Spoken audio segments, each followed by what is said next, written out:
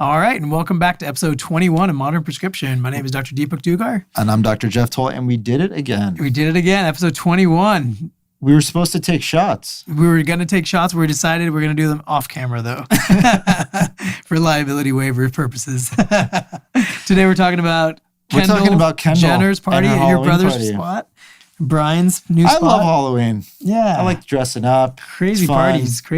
But we got to figure out how to keep everyone safe. And I think discussing a Halloween party is a fantastic way to figure out whether we're talking about Thanksgiving, all the holidays coming up. How do we have fun? How do we see family? How do we keep sane? Yeah. How do we travel but keep safe? Yeah, absolutely. And then we're going to be talking about facials, different types of facials, what the different options are. You got to keep us pretty too. Yeah. We're traveling and keep us pretty. You got to maintain.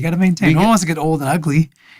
Well, I'd like to get old, but I'd like to I'd like to keep the skin nice. So you better teach me how to do that. We're going to talk about that. And then we're going to talk a little bit about the healthcare system as a whole. Yeah, so I think Medicare, interestingly, Medicaid, what is all this? With all how crazy this election has been, you would have thought there may be more talk about healthcare during a pandemic. Yeah. Somehow it really never resonated to the top, interestingly enough. No, that was no one's number one agenda. So, so I think it'd be nice for people to get an understanding of what would it look like with a different system. Yeah, PPO, HMO, what is all this stuff? And Medicare and Medicaid. What does it all look like? Yeah, absolutely. And how much is a hospital bill if you end up in COVID? One of the reasons not to get COVID is because it is damn expensive. It is damn expensive. It is expensive.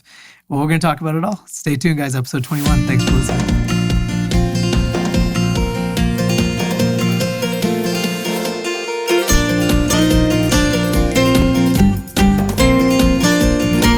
So we are back, episode 21. We're back, baby. 21. We made it. Episode 21, Modern Prescription. Thank you for joining. My name is Dr. Deepak Dugar. And I'm Dr. Jeff Toll. And today we're talking about a lot of cool stuff. Let's talk about being 21. Being 21 and having a birthday party.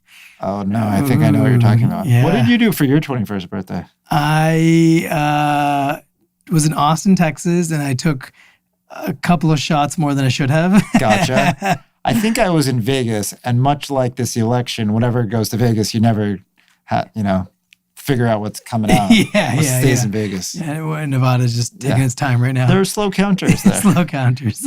Unless they're taking your money. That's very different. We're talking about Kendall Jenner's party. Yeah. Kendall Jenner's. Big parties. Should people be having big parties? It's a great question. I think especially leading into the holidays, everyone wants to see family, do stuff, travel. So I think this is a great thing to talk about. Is it okay to fly? So as far as parties go, I think a lot of, at least, my patients and clients and definitely, clients of Good Life now are doing testing at the parties, on everyone before a party. Oh, really? And so that can look two different ways. So I still, will say that the PCR is the most accurate gold standard test. And so if you happen to have a way of getting a PCR test where you can guarantee next day results, I think the safest way to have a party is you test everyone day before and then the next day have a party, especially if you can figure out ahead of time. So what does that look like? What we've been doing is either everyone can separately get tested at various sites, and that would be one fine way to do it. You could set up a drive-through somewhere and have everyone come through, or go on site somewhere and test everyone. That would be one way to do it. Or the other way to do it, which is how Kendall did it, which is how Donald Trump had his Supreme Court lawn event, would be to do rapid testing on everyone. Yeah, and that's where they use the Abbott machine. There's a few different rapid machines. So there's the Abbott machine. There's the Quidel Sophia machine. There's something called the BD Veritor machine. And these are the antigen, not testing PCR, antigen. Yeah, so these are antigen tests. They're not quite as sensitive. They do have some false positives as well that you have to deal with. But it's certainly much better than nothing. Better than no testing. To be testing everyone. We see, the NFL, I think, is doing mostly the rapid test during the week and then a PCR before the game. Are they doing it for fans too? I think it's for the players. Okay. And so what we keep seeing in the NFL is we'll get these false positives and they hold them out of practice and then they do a PCR. So that's why it keeps, in the NFL, that keeps happening because there's so many players that it's too expensive probably to PCR everyone. Right. So they're doing rapid testing. Versus NBA where it's so much easier. It's a smaller team, less coaches. Yeah. So anyway, I think for a small group, the antigen test is probably 90 to 95% accurate. So when you get to large numbers of people there, then that accuracy starts to be an issue. If it's a smaller group, a higher volume. So if it's like a Thanksgiving and there's 7 people and you're testing them all in the rapid machine, you're pretty confident that that's right. But if it's 100 people, you can be pretty confident at least 5 people slipped through that could have been positive.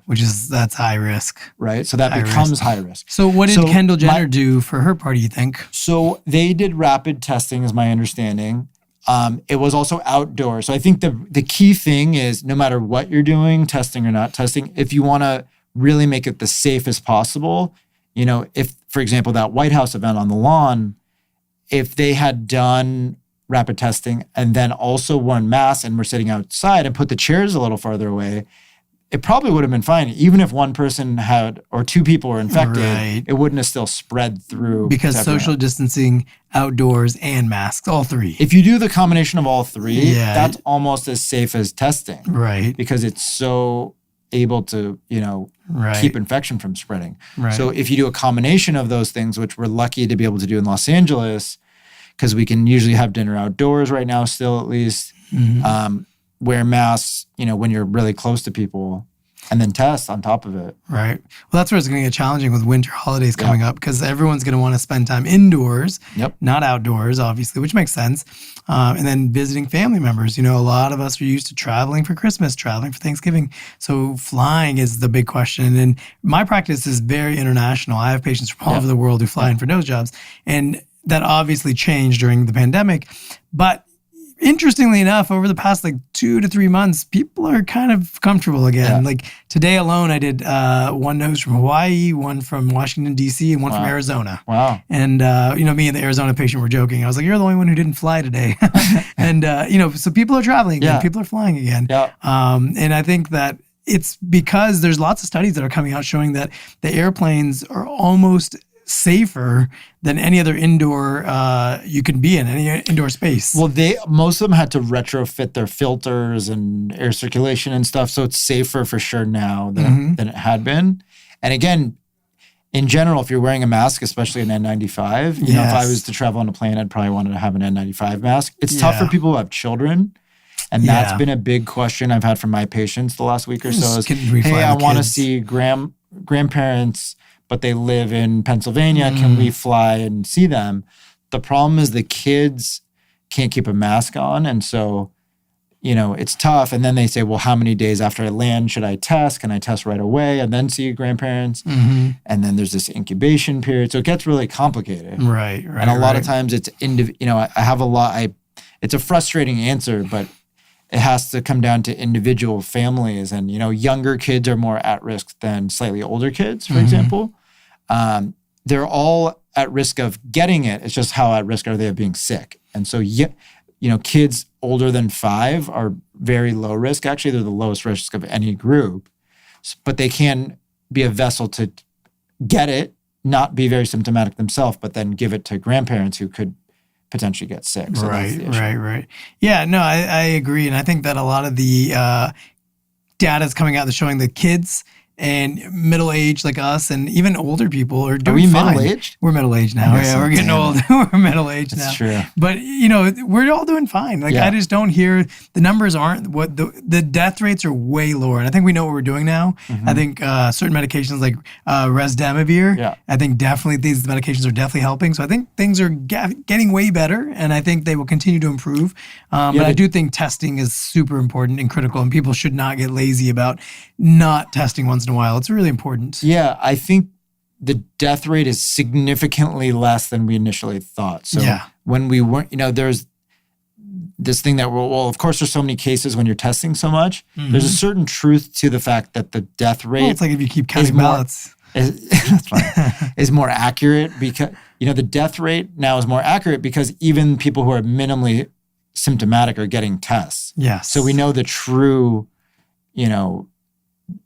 math of how many people total have it. Right. When the bad wave happened in New York, it was impossible to get a test. So we still don't have any clue how many people really have it. Well, I have a lot of friends and patients who are nervous because they haven't had it yet. Right. And they're still nervous. They're so nervous about getting it. Yep. And I think that generally speaking, people should kind of resume a normal lifestyle with masks, social distancing, and being outdoors as much as possible. So even when you visit family, it's okay. Go visit family now, but wear a mask and be outdoors. And if you have at-risk people in your family, so if you have a diabetic smoker who's 85, then maybe you shouldn't see them fresh off a plane. And so that's why individual families have to figure out what's, safer and right for them. And if you can quarantine for a week before Thanksgiving, if you want to see your grandparents and not be around friends, that's better. Yeah. And if you can have the Thanksgiving meal outdoors, that's better. Or if you need to sit grandparents at a slightly separate table, if you have to be indoors, that's a few feet away.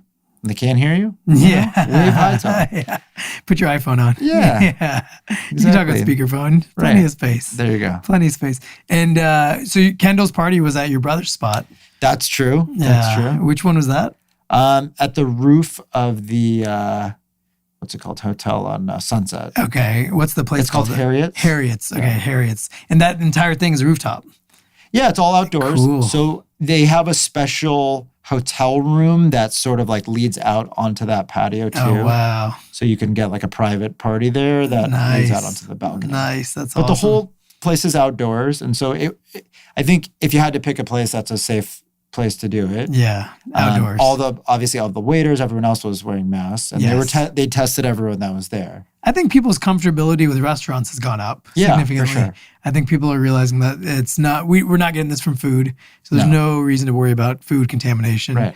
Because if it was, the numbers would be way higher. Right. Like Uber Eats and everything. It's safe. It's safe to order food. Yeah. Because I remember when this first started, we were all like washing our groceries. Wiping down the outside of the apple. Absolutely. I mean, we still do that, but we still have this little thing when we walk in our house. We have like a little sheet that we still have, and we put everything on there whenever we walk in, like our keys and our phone, and we drop it all on there. It's like our sanitation station. Yeah. But I think people are getting a little bit more lax. I think they are. In a good way. And so we'll see. I think, if there's a change from the top, there may be, a move towards a better testing strategy. There may be a national, if all they did differently was make masks mandatory.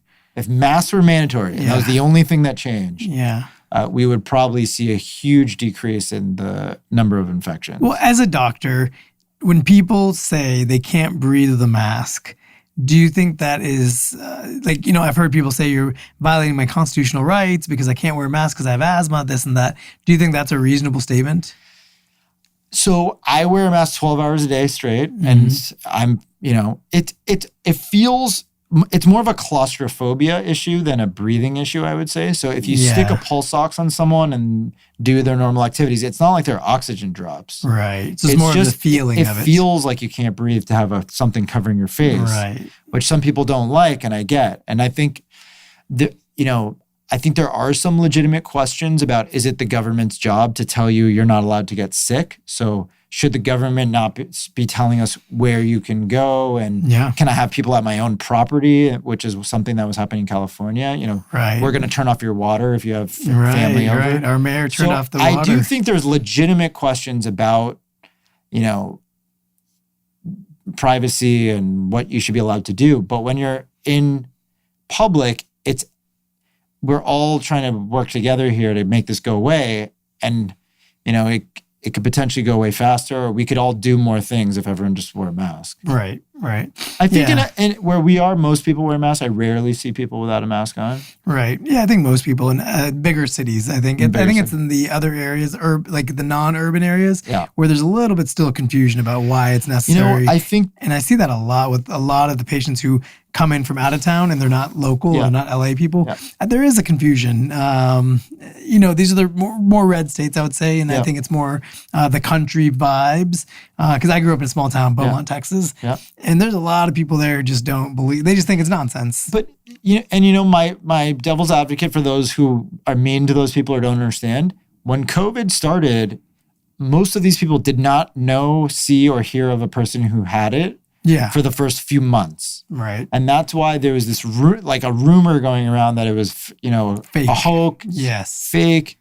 Because if you live in a small town in North Dakota and this is June and you've never known one person to get it in the whole town, Right. You're like, well, is it really a thing? You haven't traveled and you haven't seen someone who has it. You could question that. Right. And then you see what happens is those people are used to not wearing a mask. And then, one motorcycle rally in South Carolina, and then all of a sudden, boom. Yep. It's everywhere because they're actually used to not wearing masks. It's cold, so everyone's probably indoors, and boom, it explodes. Yeah.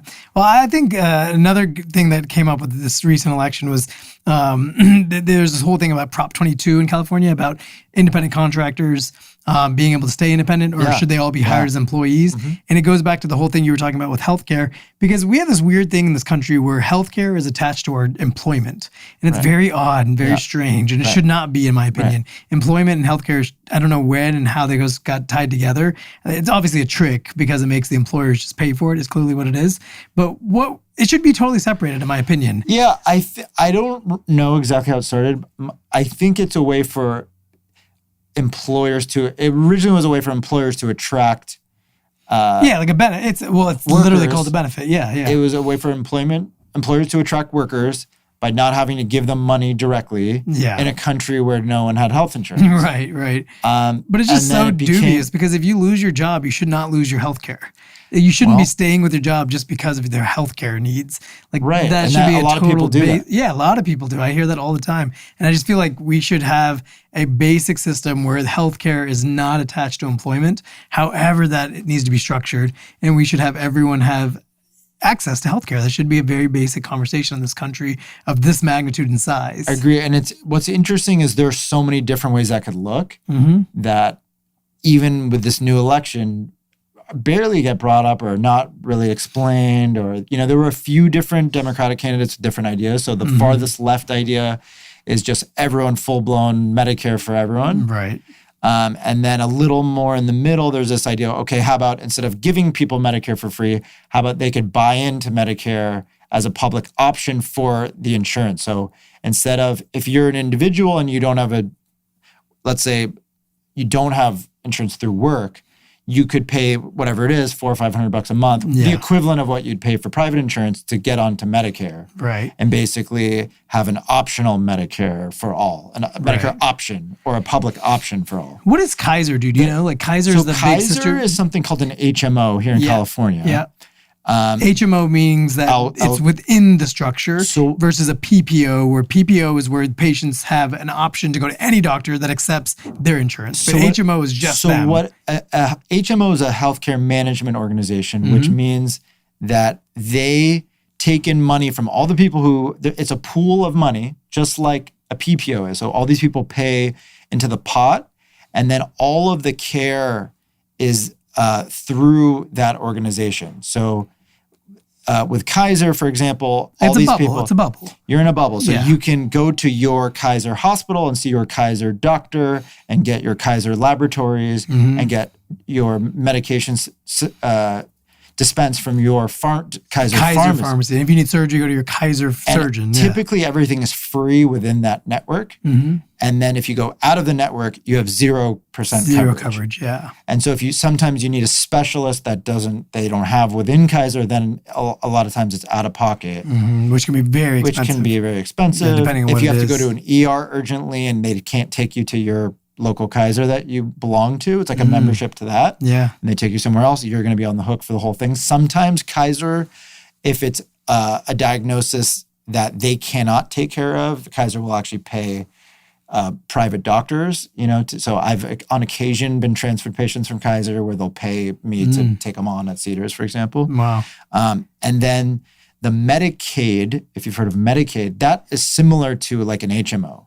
So in many states for poor people or people below a certain income, there's a state-run, basically HMO, where you can see certain state-run facilities or doctors that take that HMO Medicaid. In California, it's called Medi-Cal. And just to clarify, Medicaid ends with a D, not Medicare, ending with an Medicare. E, which is for elderly. Medicaid with a D is for destitute or for poor people. Yeah. Right. And so Medicaid is also one where, poor people have to see doctors within their network. The reimbursement is very small for doctors. And so if you go to a Medicaid type of clinic, which is called Medi-Cal here in California, but has different names in different states. Yes. Oftentimes those will be where the doctor is seeing 40, 50 patients a day, or you're seeing really like a physician's assistant or nurse practitioner, because the reimbursement per patient is less. This is more like these clinics. Yeah, like lower income clinics where these are like the like the different type of medicine. This is like where they're truly helping out third world country type medicine, making sure the local population is health and safe. And so what the question is and so in some countries, and this is what's interesting, in some countries, everyone gets pretty good healthcare. In some countries, they decide healthcare is worth more. We're going to get everyone great healthcare. Mm-hmm. And in some countries, we decide, okay, we're going to give everyone sort of basic healthcare coverage. So you can go to the ER, you can go to your doctor, medications are not really covered, and maybe labs are, every country is sort of different in what they cover. And so one of the questions in America is if you're going to add people, because Medicare is basically like a Ferrari healthcare plan. Medicare. Mm-hmm. It covers everything. Yeah. It covers your dialysis. It covers most of your medications, but there's a little bit of a donut hole, but it covers. And Medicare kicks in once you're 65. When you turn 65, or if you have certain medical illnesses like a transplanted organ or something else it's so complicated that it's not fair. It would be too expensive for private healthcare to take on. Got it. So it reduces the cost for everyone else to get them off of private, off of that. Private insurance. Private insurance. So anyway, the question is there a way that, Medicare is very expensive because we give such great benefits. You can go to the hospital, you can go to a nursing facility, all these things are covered. And Medicare is a PPO. Basically. I mean, there are some doctors that don't take Medicare, but essentially most, 99% of doctors take Medicare. So 65 and older, you turn 65, you don't have a job, you still automatically get health insurance in America called Medicare. So, and that you can get access to some of the best healthcare in America. With few exceptions. So if you didn't, we all pay into Medicare. Mm-hmm. If you look at your pay stub at the end of the month, there's a certain amount that goes to Social Security, a certain amount of Medicare. Yep. And so you're sort of paying your whole life to get this thing for free once you turn 65, theoretically, is the idea. Right. But again, for the vast majority of people, it's paying out much more than they paid in the first place. Mm-hmm. So that's part of the argument on the other side of that it's too expensive. That if we gave everyone Medicare, that's more than the GDP or something. There's that argument. So is there a middle ground where prior to age 65, it at least could give basic insurance? Could we let people have a primary care doctor? Could we let people have a wellness exam once a year with labs? Could we give something? Mm-hmm. And I think there's that question if it was not that expensive, or at least could it be catastrophic coverage? So if you are in a motorcycle accident and you're 23, you're not bankrupt for the rest of your life. Right, because you had a $2 million hospital bill. Because you had a $2 million bill while you're in college and that money too. And I don't think people realize how expensive it is. If you're in the ICU for one night, it's usually somewhere between $20,000 to $100,000 per night you're in the ICU, which people don't realize. If you have COVID and you're admitted, you'll see the bill will be for, at least $2 million probably. Mm-hmm. And so, Medicare pays it in full, but typically, especially if you have a secondary insurance that pays the other 20%. But it's super expensive. And so these are all interesting potential things that could change with a change in presidency, which we're still counting as of filming this episode. But I think, if it looks like it's ending up where it is, which is Biden potentially as the president, but a Republican Senate, I think it's going to be a stalemate in terms of major changes. Right. So basic stuff, but we're not going to see a huge flip in our healthcare system. I don't think so. Not in this next 4 years. Not in the next 4 years. Yeah. Which makes sense. I think that there needs to be something for sure, because we're just getting to that point now where there's too many Americans, like citizens, who don't have healthcare coverage, and that's just not acceptable. It should. I mean, in a country that has so much wealth and spends so much money on who knows what. No, it's just not acceptable. So, so we're all sick. We're all in this country. Yeah. And, I think a lot of us just want to look more beautiful. Yeah, that's every day. That's the whole country, beauty. So, I was thinking we should have a little segment. Yeah. where you give us our beauty tips of the week. Yeah. So what we're going to talk about today is what are the differences in facials? Because that's one of the most common things that people spend money on at some point. If you are at least 20, at some point you've had a facial. So what does a facial mean? What does it do for you? Yeah. Facial is a treatment of any type that will improve either the tone, texture, or actual look of your skin. Okay. So look is totally different, but tone, texture, look of the skin. So when you look at the thing of your skin is basically like made of millions of little pores, and those pores secrete different things, oil glands, things like that. And they can get clogged. So when you're younger, we create a lot of oil because of our hormones, which is why acne is so prone when you're in your teens. But when we're older, our skin still continues to have lots of issues. So facials, the main kind of two themes of facials. One is to declog pores, and the second is to remove dead skin cells. Gotcha. So a lot of facials are focused on physical trauma to the skin. So actual, if you go to like a hotel, for example, not a medical clinic, but like to a hotel spa, and they do a facial on you, usually what they're going to use is either water or vacuum. So vacuum devices or water devices. Water devices would be something like aquatherapies, where they actually pummel tons of water on your face with little tiny devices. Really? So it's kind of like pressurized. A water pick or something? It's like a pressurized water pick that they just will massage it along your face. Okay. And they're literally just removing all the dead skin cells from your face and getting all the pores unclogged. Yep. The other option are suction technologies, where they'll actually suck out all the stuff out of your skin. So they use things that, like DermaSweep is a common one that's very popular, but they literally would just stick it on. It's like a vacuum for your pores, and they literally would just rub it in your entire face, and it sucks out all the junk out of your pores and takes all the dead skin cells with it as well. What does it look? Where does it end up? It ends up in a little tube, and it's like a little grayish Do you get to brown. Take that home? You can if you want to, extra charge, but it's disgusting. You don't want it.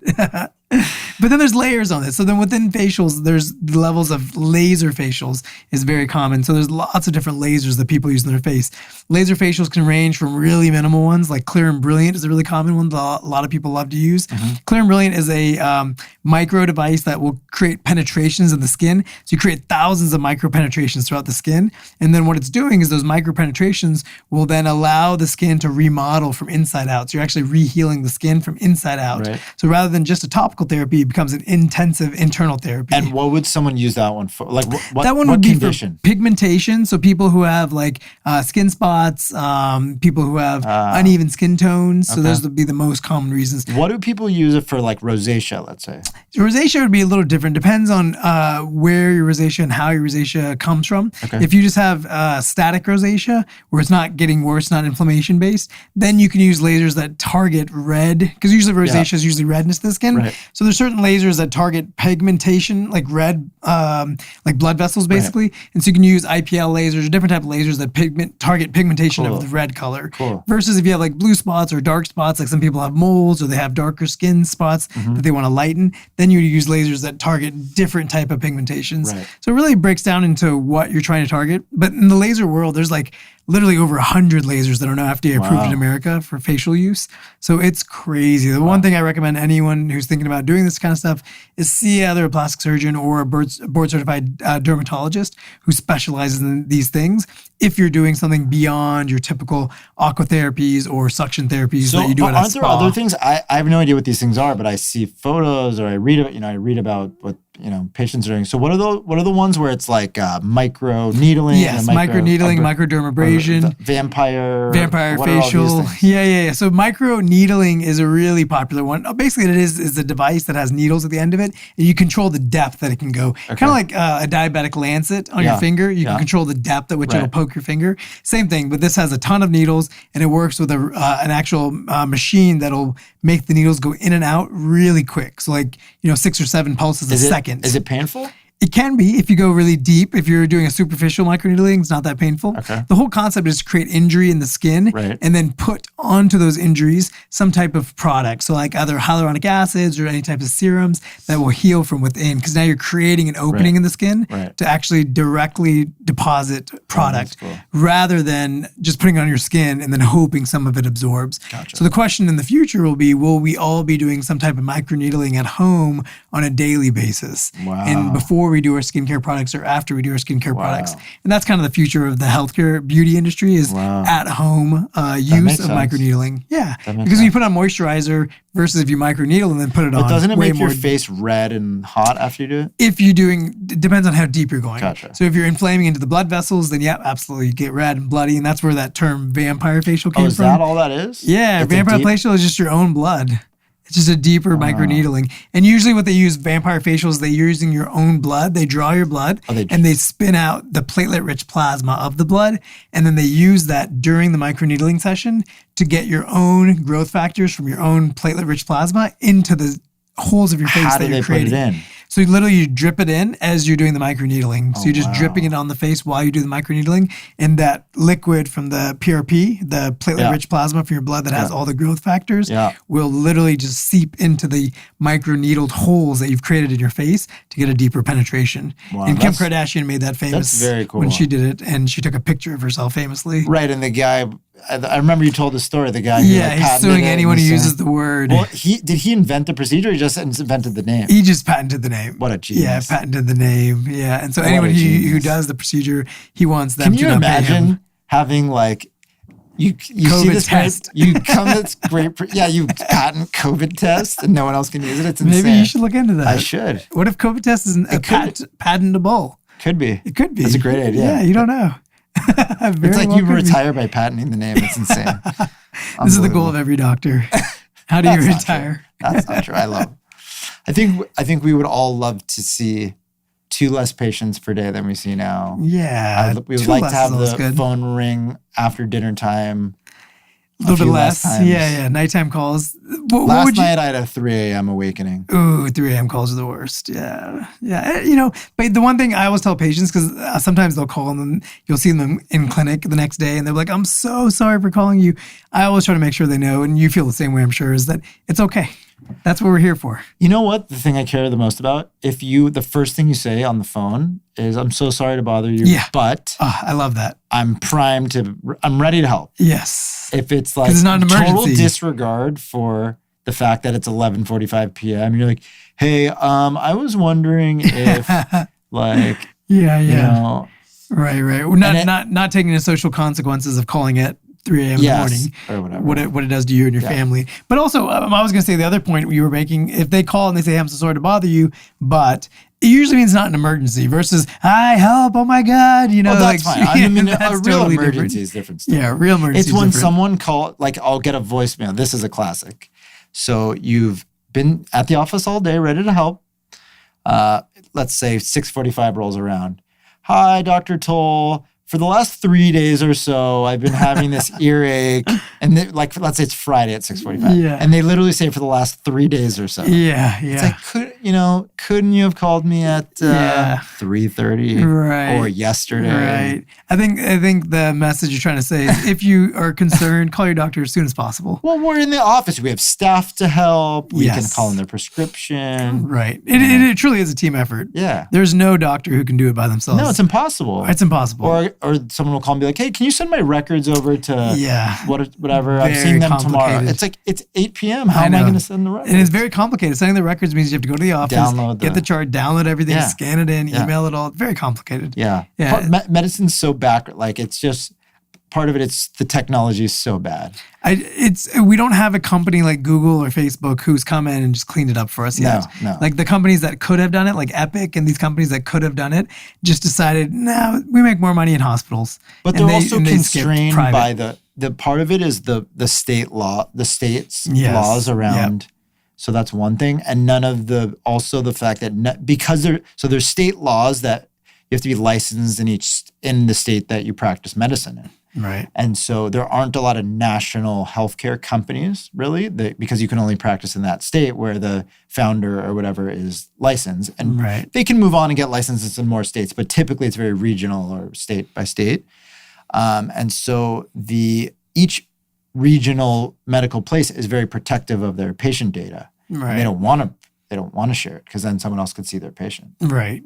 No, absolutely. Makes sense. It's a complicated medical world. A little sketchy. Yeah.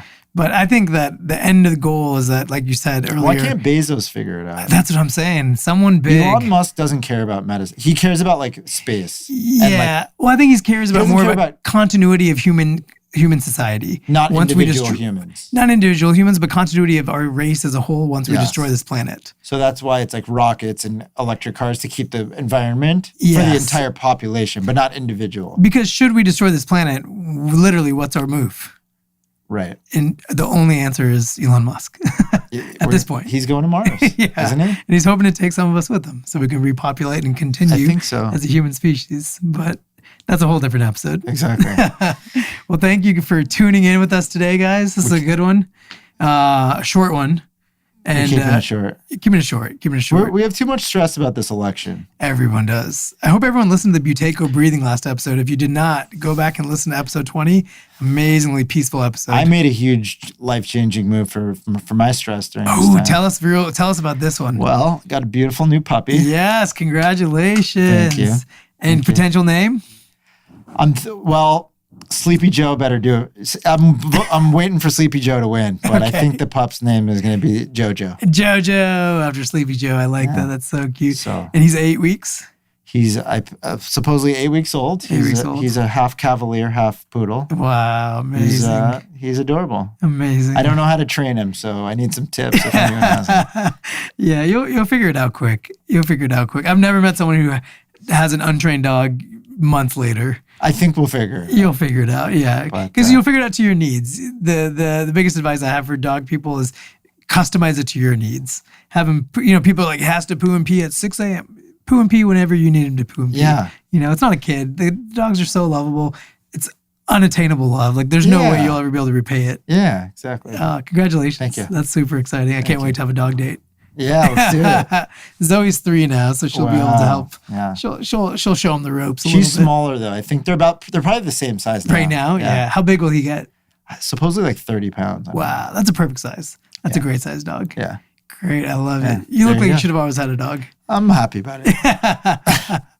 Wonderful. All right, well, stay tuned. I guess we did it. Yeah. Episode 22 coming up soon. We'll have more guests. We have a great guest actually next week. Okay, awesome. I'm excited. I can't wait. Yeah. I can't wait. Okay. All right, guys, stay tuned. All right, thanks for listening to episode 21 of Modern Prescription. Please like, subscribe, and share with your friends, especially if you didn't listen to last week's episode. Go back. Should we do our user question of the week? Yeah, let's do it. I had a good one actually. This is for you. Let's see if you can. I wanted to test you on the spot just to see if you could really. Perfect. Let's see. This was non-planned. Hold on. Gotta get my non-planned question of the week. Because the best part about the end of the episode is that we actually film this at the end of the episode. This is usually not planned at all. Again because I can't find the question. And we have a lot of cool guests coming up, so we want you guys to stay tuned because we are going to try to keep the weekly guest thing going because we have had some amazing opportunities to learn about things that even we don't know much about. So it's really awesome. Okay, so this is from a guy named Vin Matano. Okay. Hi, Vin. And he wants to know, he is worried that his jawline, he wants to make it look more muscular. And he's asking, are there any products or anything you could recommend to help a guy look a more chiseled, stronger jawline? That's a great question. So I just did a German TV show that just came out last week where we had 3 patients who underwent 3 different things for the jawline to make it stronger. Really? So one patient used a ball that they clench on. So basically using mimetic motions to increase strengthen the muscle, the masseter muscle, just like working out your biceps. One patient did sculpting, facial sculpting, using one of those tools, like one of those Japanese tools that they use for muscles in the neck, and she used it on her face to sculpt the jawline to make it more contoured. And then the third patient came to me and got jawline fillers. Obviously, my patient won. You can't beat it. Jawline fillers help contour and sculpt the jawline to make it a little bit more augmented, to give a little bit of an oomph to it. What I would say with jawline fillers is that patients who are thinner and more muscular are better candidates than people who are rounder and chubbier faces. So chubbier the face you are, less likely you're a good candidate for fillers. Thinner or more muscular you are, the better the candidate you are. Is that a pretty common procedure? Do people do that? Super common. Really? Yeah, I do that all the time. Yeah. Really? Jawline fillers, cheek fillers, lips, and laugh lines. Those 4. And the 5th one that's really common is temple fillers for the older population. But those areas are super common. Interesting. Yeah. But that's what I would say for you, Vin. I knew you had it. I knew you had it. I know. See a doctor locally to see what your options are. don't necessarily do the jawline exercises, because the problem is if you do those things to make your masseter strong, you can worsen your TMJ. You can really injure your teeth by grinding your teeth at night. Headaches can get worse. You can get all types of weird issues by making your masseter too strong. It's not meant to be strong muscle, so don't do the jaw clenching exercises. And then the facial sculpting didn't really do much for the patient on our episode, at least. It was a really cool German TV show called TAF. So yeah, check it out. It's on our Vimeo and YouTube page. We'll watch it on YouTube. All right. Thanks for the question, Vin.